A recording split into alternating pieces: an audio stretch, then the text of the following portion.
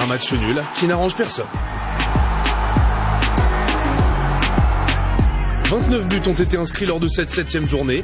La sensation est créée par... Vichka, il remonte le terrain tout seul, il fait tout seul. Et il passe pour Crivelli, ça fait 1-0. Vous le voyez, Crivelli tout sourire. 24e, Patrick Twomasi. Il va au pressing, il a eu raison. Puisque Gunok, le gardien, a bafouillé, ça fait donc 1 partout. Oui, il fallait pas jouer avec Patrick Twomasi. Le deuxième but de Başakşehir, c'est toujours Vichka. Toujours Crivelli, ça fait 2-1 pour Başakşehir face à Gazişehir. Je vais m'y faire aux prononciations. Tous les autres matchs turcs avec Benjamin Lamy, qui est bien meilleur que moi en prononciation turque.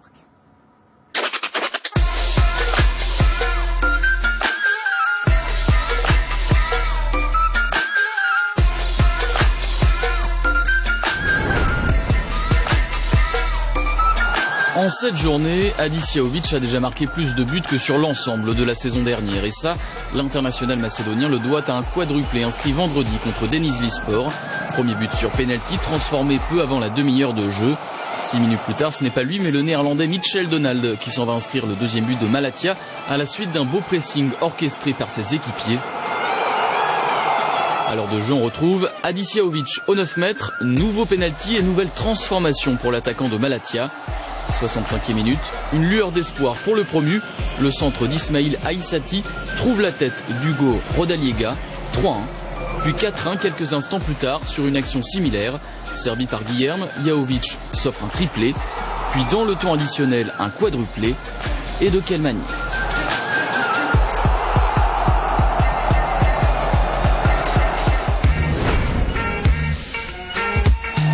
Ersun Yanal, le regard inquiet dès les premières minutes de ce Fenerbahçe Antalyaspor. Sans doute un mauvais présage de ce qui allait suivre pour son équipe.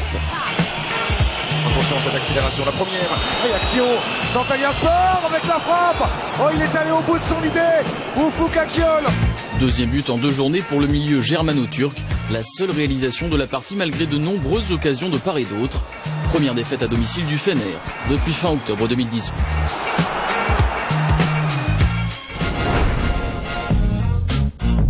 Pour Galatasaray, il fallait remonter à bien plus longtemps pour voir le club stambouliote enchaîner 3 matchs nuls en championnat, septembre 2013. Sur le terrain du promu Gençler Birliği, le dernier adversaire du PSG en Ligue des Champions a montré un visage assez pâle. Bilan 10 tirs dont un seul cadré, score final 0-0.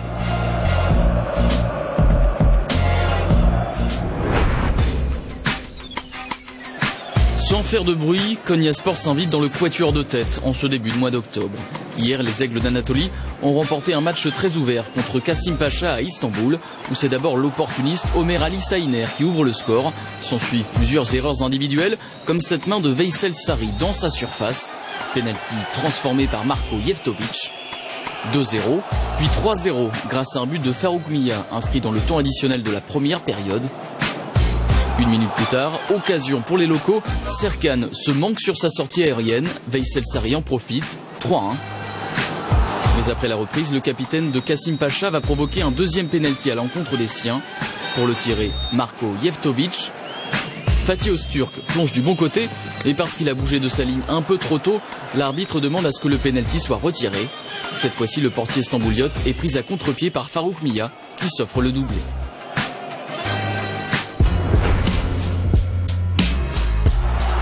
L'autre club qui déjoue les pronostics en ce début de saison, c'est Sivasspor. Contre Ankara-Gücü, le match avait pourtant mal débuté pour l'équipe de Mamadou Samassa, dont la mésentente avec Aaron Apidangoye profite au Jamaïcain Dever Orgil, buteur à la 15e minute. 1-0 pour les visiteurs, avantage de courte durée.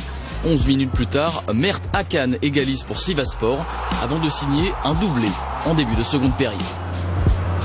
Mert Hakan, shoot, de goal! Un troisième but de Moustapha Yatabaré dans le temps additionnel viendra sceller la victoire de Sivasspor.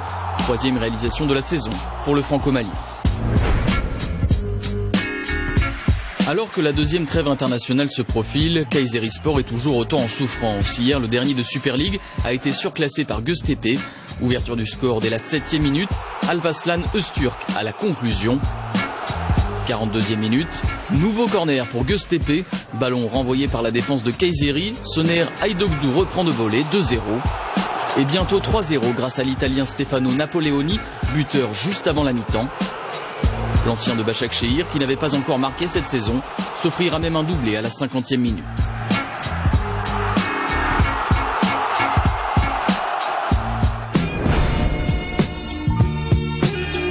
Pas besoin de vous faire un dessin, aujourd'hui le match entre Rizespor et Trabzonspor s'est disputé dans des conditions, disons, très humides. Mais il faut croire que certains n'y voyaient aucun inconvénient. Maniak güzel döndü. Maniak kaleyi düşündü ve gol! Buteur pour la deuxième fois de la saison, le Croate Dario Melniak rallume un temps la flamme chez ses supporters. Ces derniers vont finir par déchanter. 73e minute, Daniel Sturridge, entré en jeu 10 minutes plus tôt, dépose le ballon sur la tête d'Alexander Sorloth, un partout. Il faudra attendre la dernière minute du temps réglementaire pour voir les visiteurs marquer une seconde fois. À la finition, Anthony Nwakame, qui permet à Trabzonspor de s'installer sur le podium. 28 buts ont été inscrits au cours de cette 7e journée de Super League, record de la saison égalé. L'information principale, c'est qu'il n'y a plus d'équipe invaincue après la défaite du leader Alanyaspor contre Beşiktaş. Au classement, l'équipe de Yassine Bamou ne compte plus que 2 points d'avance sur ses 3 poursuivants. Gençler Birliği et Kayserispor, eux, n'ont toujours pas connu la victoire et se retrouvent logiquement aux 2 dernières places. Jetons un coup d'œil à la prochaine journée, à la 8e journée de Super League sur nos antennes. Vous aurez droit à un magnifique Galatasaray-Sivasspor. Ce sera le 18 octobre prochain, un vendredi soir. Beşiktaş se déplacera à Ankara-Gucu et le Fenerbahçe à Denizlispor. Voilà pour le programme. Le lundi soir, il y a toujours un match en Turquie qui nous empêche d'être complet le dimanche soir. C'est bien énervant. Donc du coup, qu'est-ce que je fais? Je pars de l'autre côté de la Manche, en Angleterre, avec une petite image de Championship. Vous savez que vous pouvez suivre le Championship sur les antennes de beIN Sport. Nottingham Forest s'est imposé grâce à Watson face à Bradford. Et leur entraîneur, Sabri Lamouchi, vous savez, l'ancien entraîneur de Rennes, eh bien, il est désormais co-leader de Championship, à égalité de points avec West Bromwich. On est donc très content de le souligner. Et je vous rappelle que vous pouvez suivre le Championship sur les antennes de beIN Sport. Petit bonbon du soir. Bon, vous avez vu 105 buts. Je vous en ai promis 104. Je vous en offre 105. Vous pouvez quand même avouer que je suis sympa. Et comme je suis vraiment très sympa, je vous envoie ce petit bonbon américain avec les plus beaux buts de MLS choisis par Omar Altundag.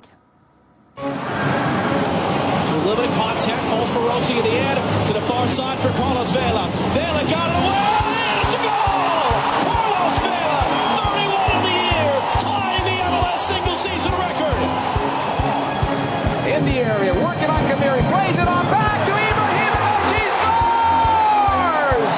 Let me put it this way, that is the reason why you want to be a season ticket membership.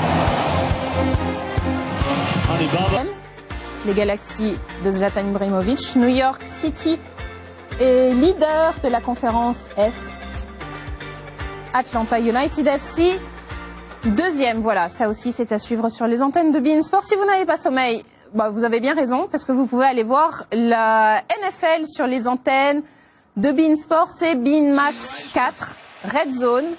Voilà, vous en avez pour à peu près toute la nuit, donc si vous n'avez pas envie de dormir, profitez-en.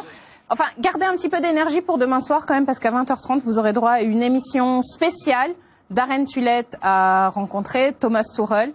En anglais dans le texte, oui, ça change. En même temps, il s'exprime très bien en français, en anglais, en allemand. Thomas Tuchel, c'est pratique.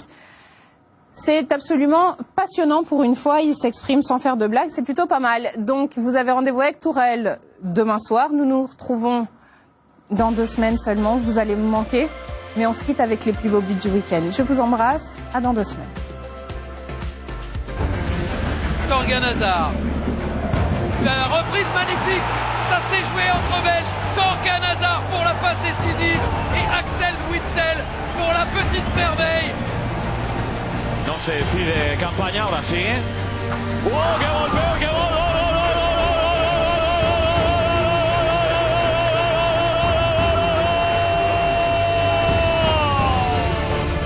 Le centre de Cavada, premier poteau, ça revient. Sébastien Rode, la frappe pour le but! Magnifique l'égalisation de Sébastien Rode. Saque corto, Roberto.